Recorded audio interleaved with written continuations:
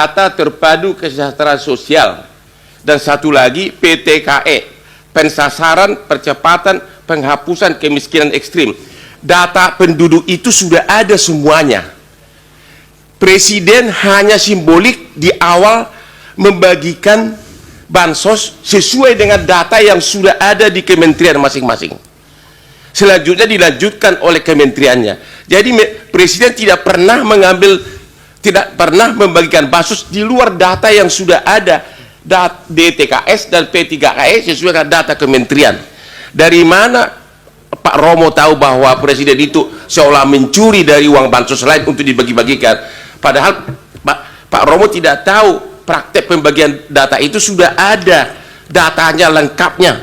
Data lengkapnya yaitu namanya KPM, keluarga penerima manfaat, namanya semua ada di situ. Mohon izin majelis, karena ahli bukan ahli bansos atau... Ya sudah, tadi pertanyaan saya. Pertanyaan Pak Hotman yang kedua juga sudah bisa ditangkap, Pak. Ya, karena tadi jangan kan ulang-ulang.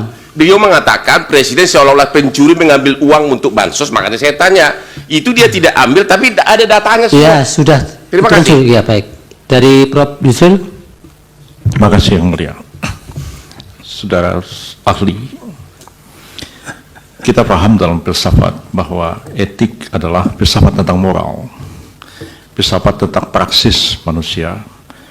Apa yang dikatakan Immanuel Kant, du sollst nicht, apa yang harus, apa yang wajib, apa yang tidak wajib. Kan mengatakan bahwa norma-norma moral semacam itu tidak dibentuk oleh manusia, oleh satu lembaga atau negara atau apapun, tapi sesuatu yang lahir dari konsen manusia, dan karena itu dia tahu mana yang salah, mana yang benar, mana yang baik, mana yang buruk. Kalau kita mengikuti filsafat semacam itu, kita sampai pada kesimpulan bahwa norma etik sebenarnya lebih tinggi daripada norma hukum. Bukankah Aquinas mengatakan bahwa norma hukum yang bertentangan dengan norma moral tidak pantas dianggap sebagai suatu norma hukum? Itu dalam Summa Theologia yang tentu Romo lebih paham daripada saya.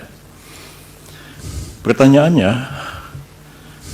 pada sisi lain kita mengenal teori tentang hierarki perundang-undangan, hierarki norma di dalam hukum itu sendiri. Kita mengenal ada norma yang lebih tinggi, yang bersifat lebih mendasar, ada norma menengah, ada norma rendah, ada norma yang bersifat pengaturan-pengaturan teknis. Saya agak khawatir Romo confuse, antara etik dalam filsafat dan etik yang dibicarakan dalam forum ini, yaitu etik yang terkait dengan kode etik yang menjadi kewenangan dari Mahkamah MK, jadi kewenangan DKPP untuk melakukan pemeriksaan dalam satu proses peradilan etik. Etik seperti itu, saudara saksi, agak berbeda dengan etik yang kita pahami dalam filsafat, dan berbeda konteksnya dalam hierarki norma-norma. Kalau merujuk kepada Kant, merujuk kepada Aquinas, merujuk kepada Ibnu Hazm atau Imam Ghazali, Prof. Yusril terlalu lama. teks di atas. Pertanyaan apa? Ya, pertanyaan akan segera. Tapi kode etik yang sekarang ini adalah kode etik yang diperintahkan oleh undang-undang. Dalam undang-undang MK, dalam undang-undang KPK, dalam undang-undang advokat. Dan itulah yang diadili, yang dijadikan dasar mengadili pelanggaran kode etik. Bukan pelanggaran kode etik seperti yang dipahami oleh Immanuel Kant dan Thomas Aquinas. Apakah Romo bisa membedakan antara norma dalam filsafat, norma etik dalam filsafat, dan norma etik dalam pengertian norma etik yang dibentuk atas perintah satu undang-undang yang kedudukannya tidak akan mungkin lebih tinggi daripada undang-undang itu sendiri? Persoalannya adalah, apakah pelanggaran etik dari filsafat membawa implikasi kepada penyelenggaraan negara harus begini seperti yang Romo katakan, ataukah pelanggaran kode etik sebagai code of conduct di dalam norma etik yang dijadikan dasar keputusan DKPP dan MK apakah itu akan menggeser satu keputusan yang didasarkan atas norma undang-undang? Mohon Romo jelaskan persoalan ini. Baik, dari Bawaslu ada pertanyaan? Dari Hakim yang mulia Prof. Arief. Terima kasih ahli Romo Magnis yang sudah memberikan beberapa catatan di dalam proses penyelesaian PHPU Pilpres di Mahkamah Konstitusi. Sebetulnya banyak yang akan saya sampaikan, tapi kalau terlalu banyak kita berdiskusi kayaknya tidak elok ya. Maka saya singkat-singkat saja begini. Indonesia itu adalah negara yang mempunyai karakter tersendiri, baik dalam berhukum maupun berdemokrasi. Karakter itu melekat pada ideologi yang dipilih oleh bangsa Indonesia. Sehingga hukum dan demokrasi di Indonesia saya sebut berkarakter Pancasila. Itu yang pertama. Kemudian karena itu, maka di Indonesia secara semestinya dasolen itu harus dijunjung tinggi rule of law sekaligus rule of ethics. Saya juga teringat kemudian ada semacam pepatah begini, law without ethic, kemudian ethic without religion. Nah sekarang kaitannya dengan persoalan konkret. Bagaimana berhukum dan berdemokrasi di Indonesia dengan acuan-acuan ideologi dan filsafati yang demikian ini. Terima kasih Romo. Silakan Romo. Terima kasih. Pertama, mohon perhatian bahwa otak saya berumur 87 tahun. Berarti belum tentu saya Ya, masih semaksimalnya Romo masih bisa. ingat semua pertanyaannya. Kalau saya mulai dari belakang, tentu saja bagi Indonesia etika, kesadaran akan nilai sejak permulaan merupakan salah satu unsur yang mempersatukan suatu masyarakat yang amat majemuk, mulai dari penolakan penjajahan, dari persatuan perasaan kita satu bangsa, dari kesediaan saling menghormati dalam Pancasila. Jadi etika memang amat penting dan tentu juga harus terlaksanakan dalam rangka hukum.